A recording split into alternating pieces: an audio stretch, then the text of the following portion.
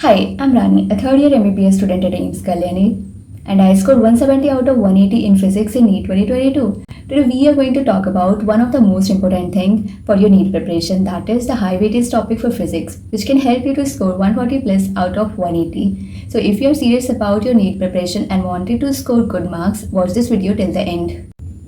I know most of the students सोचते हैं कि फिजिक्स का हर एक चैप्टर इंपॉर्टेंट है, पर रियलिटी ये है कि कुछ ही चैप्टर्स ऐसे हैं जो हर साल रिपीट करते हैं एंड पेपर का मेजर पार्ट कवर करते हैं. You don't need to master everything, you just have to focus smartly on the things which are repeatedly asked and carry the highest marks. This is exactly what I will share today. तो शुरू करते हैं class 11 से. First most important unit है mechanics, जो कि 20 से 25% of paper cover करता है. इसमें भी loss of motion, work energy power, rotational motion. I have analyse the previous year question and I have seen कि 2026 में लॉस ऑफ मोशन में एक क्वेश्चन आया है एंड वर्क एनर्जी पावर में 2 क्वेश्चन, रोटेशनल मोशन में 3 question. And if you include dimension and unit वाला chapter in it, उसमें 3 क्वेश्चन आए, क्योंकि इसमें भी इतना सारा यूनिट पढ़ोगे, यूनिट डायमेंशन तो इसी से हो जाएगा, लेकिन उसे एक बार देख लेना क्योंकि उसमें से 3 क्वेश्चन आए हैं प्रीवियस ईयर. तो total 9 question out of 45 mechanics से आए हैं. देख सकते हो कितना ज़्यादा इसका हाई वेटेज है. And second high weightage topic from class 11th is gravitation. Gravitation एक छोटा सा यूनिट है, उसमें से 2 क्वेश्चन डायरेक्ट, तो उसे तो बहुत ईजिली कर लेना. जैसे मैकेनिक्स में तुम्हारे पास सब पार्ट्स थे, लेकिन ग्रेविटेशन में ऐसे सब पार्ट्स नहीं है, just do gravitation and 2 question पक्के. And third most important topic is thermodynamics, and पिछली बार इसमें से 2 क्वेश्चन आए. And last is waves and oscillation, जिसमें भी 2 क्वेश्चन, क्योंकि बहुत सिंपल चैप्टर है वेव्स एंड ऑसिलेशन का. फॉर्मूला याद करो और टिपिकल क्वेश्चन, एक ही तरीके क्वेश्चन बार बार रिपीट होता है, उसमें कुछ ऐसा नया चेंज नहीं होता है, इसीलिए तुम प्रैक्टिस करो क्वेश्चन एंड फॉर्मूला याद रखो, उसका इजीली हो जाएगा. तो उसमें से भी 2 क्वेश्चन आया है. तो ये था 11th क्लास का डिस्ट्रीब्यूशन. आई नो जब स्टूडेंट लोग 11th क्लास में एंटर करते हैं तो सबसे पहले काइनेमैटिक्स आता है. काइनेमैटिक्स को इतना टाइम दे देते हैं कि मैकेनिक्स को बहुत कम टाइम देते हैं. एंड देख सकते हो काइनेमैटिक्स में कितना कम क्वेश्चन है. Motion in the straight line का 1 क्वेश्चन है एंड 2D में जो मोशन इन द प्लेन, इसका कोई क्वेश्चन ही नहीं था. इसलिए बोल रही प्ले स्मार्टली, मैकेनिक्स को टाइम दो क्योंकि उसमें से बहुत क्वेश्चन आते हैं क्लास 11th में से. तो अगर तुम लोग ऐसा लिमिटेड ही पढ़ना चाहते हो तो इससे पढ़ो, नहीं तो पढ़ना तो सब कुछ ही है वैसे. तो अब क्लास 12th की बात करते हैं. मोस्ट इम्पोर्टेंट यूनिट आता है उसमें, इलेक्ट्रोडायनेमिक्स एंड इलेक्ट्रोस्टैटिक्स. इलेक्ट्रोस्टैटिक्स से भी ज़्यादा इंपॉर्टेंट है हमारे पास इलेक्ट्रोडायनेमिक्स, क्योंकि पिछले साल बहुत क्वेश्चन आए इलेक्ट्रोडायनेमिक्स में से. इलेक्ट्रोडायनेमिक्स में हमारे पास आता है करंट इलेक्ट्रिसिटी.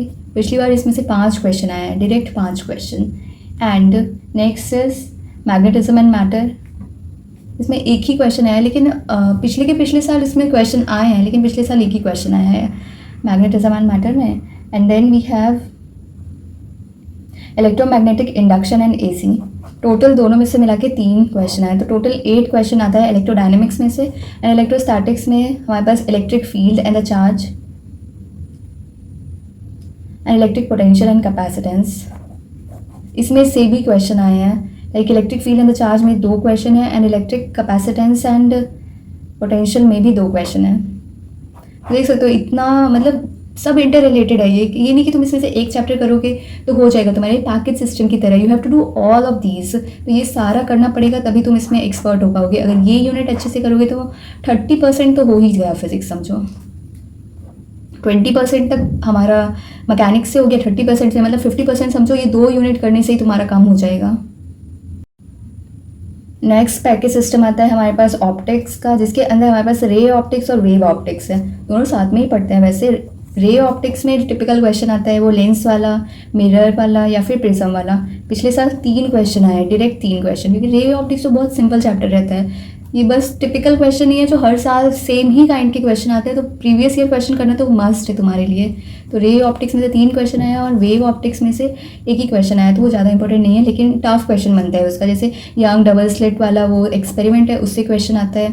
तो वेव ऑप्टिक्स, रे ऑप्टिक्स को भी अच्छे से करके जाना.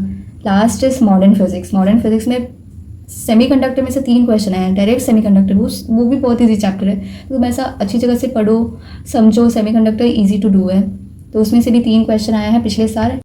फिर ये छोटे छोटे टॉपिक बन जाते हैं, जैसे photo electric emission, atomic structure, nucleus. ये सब तो तुम केमिस्ट्री में भी पढ़ते हो ना. फिजिक्स में बस उसके फॉर्मूले से ही सॉल्व हो जाते हैं, तो उन सबके फॉर्मूला रट लो, पूरा रट लो, क्योंकि डायरेक्ट फॉर्मूला बेस्ड क्वेश्चन आता है. एनर्जी फाइंड करने के लिए आएगा तो फॉर्मूला पता रहेगा तभी ना करो. This is what all you need to do. तो अब क्वेश्चन ये है कि इन टॉपिक्स को कैसे मास्टर करें। सबसे पहले एनसीईआरटी एग्जाम्पल करो, जितने भी एग्जाम्पल में क्वेश्चन दिए हैं उन्हें परफेक्टली अच्छे से प्रैक्टिस करो and then previous year question करो, क्योंकि इट्स हाई चांस कि प्रीवियस ईयर क्वेश्चन रिपीट हो।